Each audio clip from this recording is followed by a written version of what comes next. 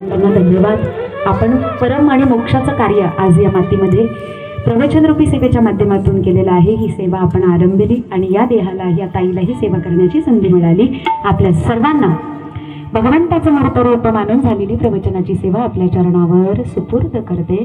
आज प्रवचनरूपी सेवेकरता निवडलेला ओवी अध्याय क्रमांक 7 ओवी क्रमांक 101.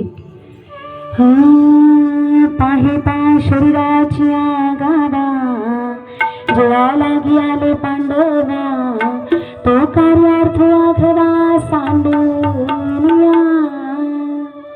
ज्ञानोबाराया माझ्या तुकोबाराया.